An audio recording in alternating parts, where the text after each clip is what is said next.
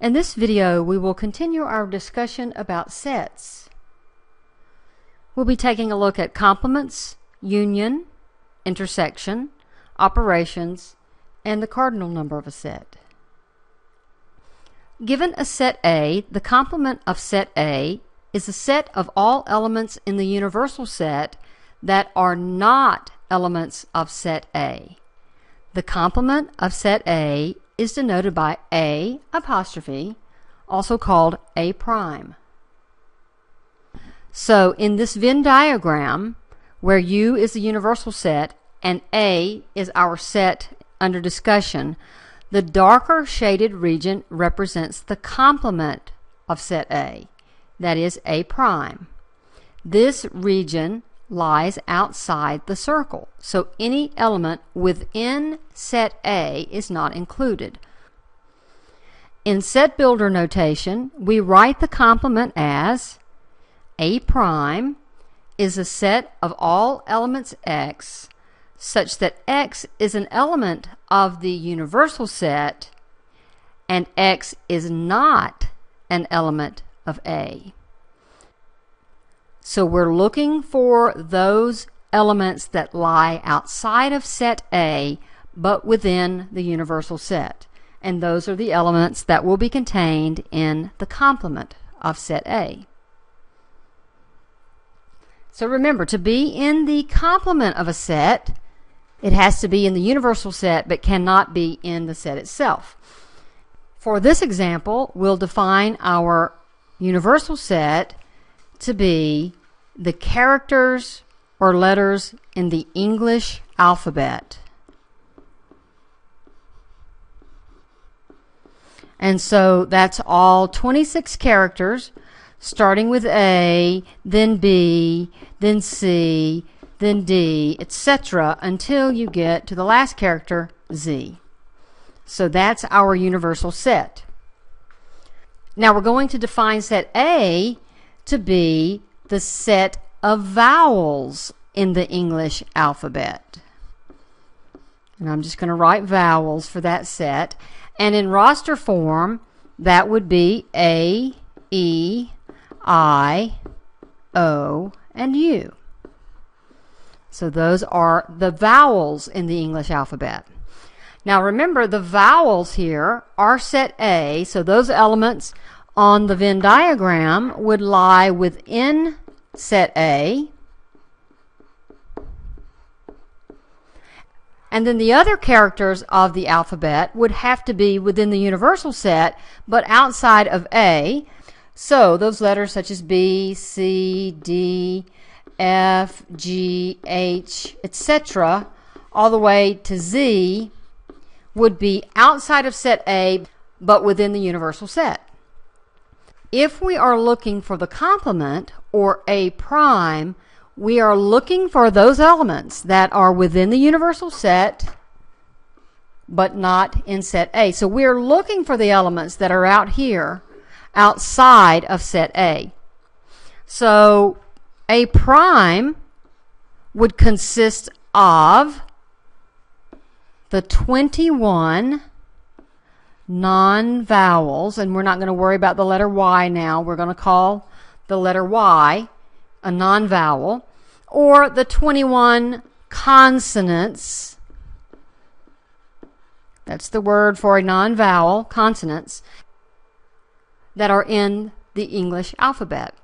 So our A prime in roster form would be B, C, D, F, G, H, J, K, L, M, N, P, Q, R, S, T, V, W, X, Y, Z.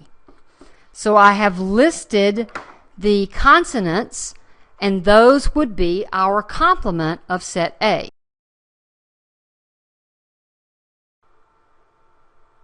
So in this set, I'm going to define my universal set to be perfect square numbers between 1 and 100. And by a perfect square, I mean that you take a base, such as a 5, and you raise it to the second power, and you get 25. So I want to find all the perfect squares that start at 1 and end with 100. So 1 squared, 2 squared is 4, 3 squared is 9, 4 squared is 16, 5 squared is 25. That would be 36, 49, 64, 81, and 100. So that's our universal set. Now we want to define our set A. Our set A for this example are going to be the square numbers between 1 and 100 that are odd.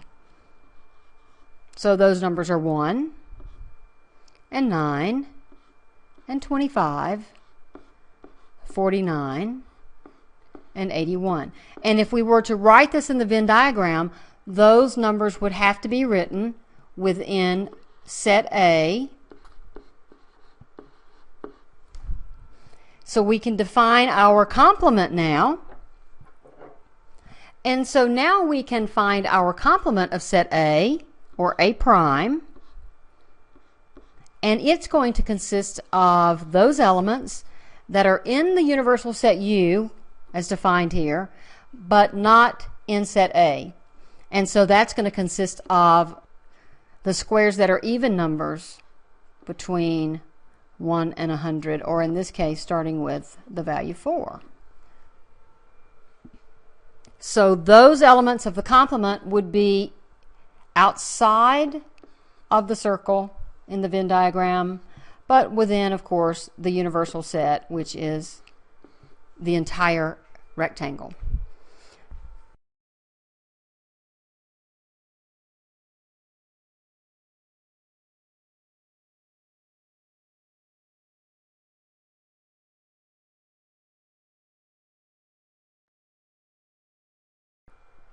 At this time, we're going to switch over and talk about the intersection of sets. While we're working with intersection, I want you to keep the word "and" in mind. So when we're working with intersection, think of the word "and."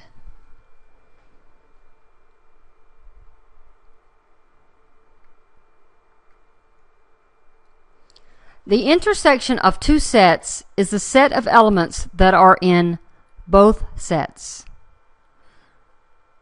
This symbol, which looks like an upside down U, means the intersection. To indicate the intersections of set A and B, we write A intersection B, or A intersect B, by writing that upside down U symbol between A and B. In set builder notation, the intersection of sets A and B is written A intersect B equals the set of X such that X is an element of A and X is an element of B. So earlier I said keep the word "and" in mind, and here's where the word "and" comes in.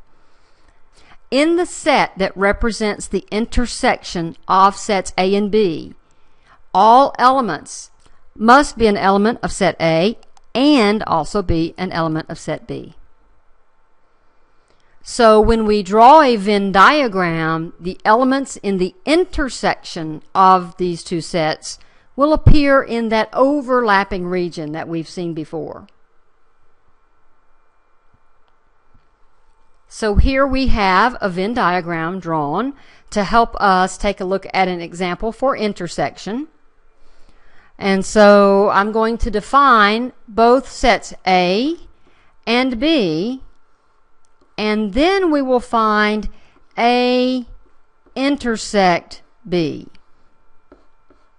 So when we're looking for set A, and the elements of set A are the counting numbers from 1 to 10.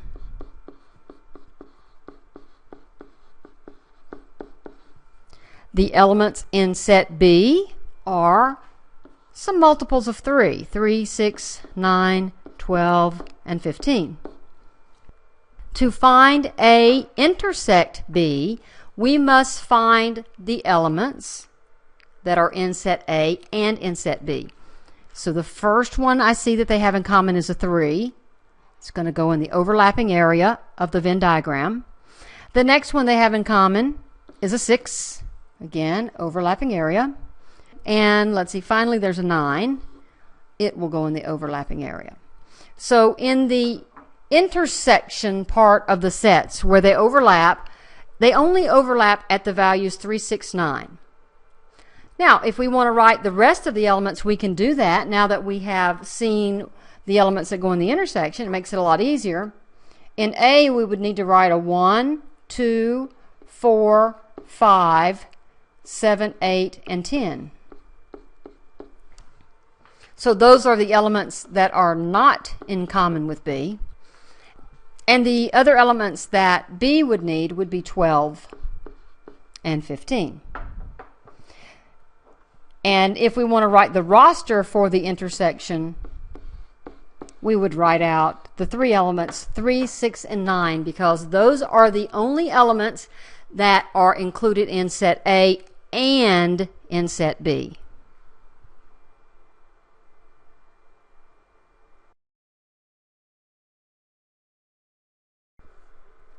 So let's look at another example for intersection. We're going to define our set A to be 1, 3, 5, 7, and 9. And we'll define our second set B to be 2, 4, 6, 8, and 10. So if we are looking for the overlap or the intersection of these sets, you can see that there is no overlap, and their intersection is the empty set. And of course, we also have the symbol for the null set that we may use in this case. So as a reminder, since there were no elements in common, that is, elements in both set A and in set B, the intersection of the sets is the empty set.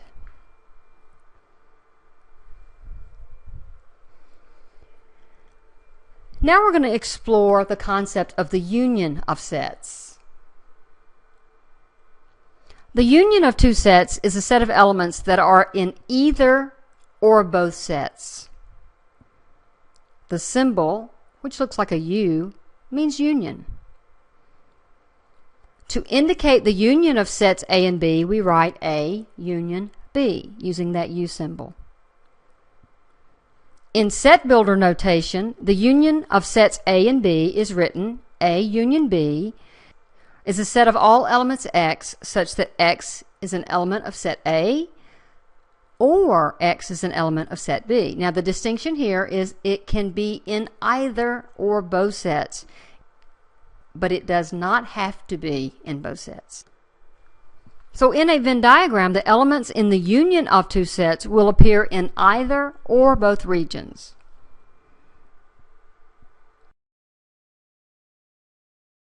So now we'll look at a few examples for finding the union of two sets. And as we do these examples, we'll keep in mind that the union of two sets is a set of elements that are in either of the given sets.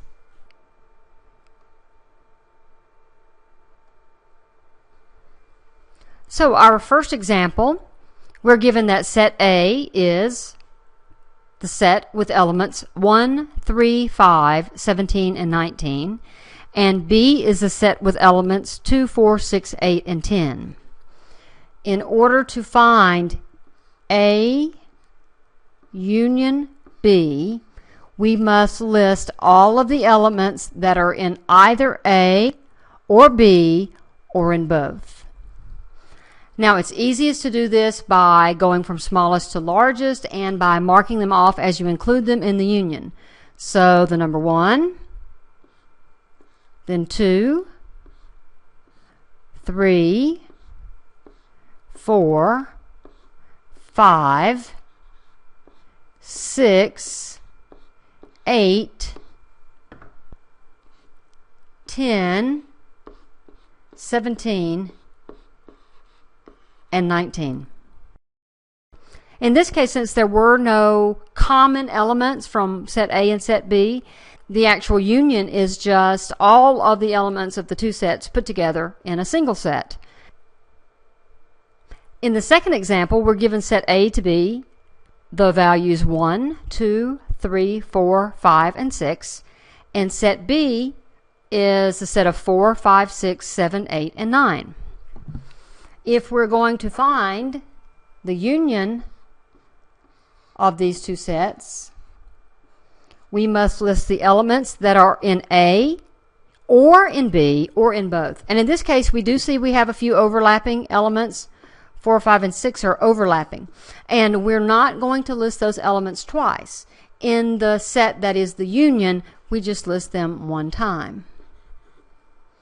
So those numbers would be 1, 2, 3, 4, 5, 6, 7, 8, and 9.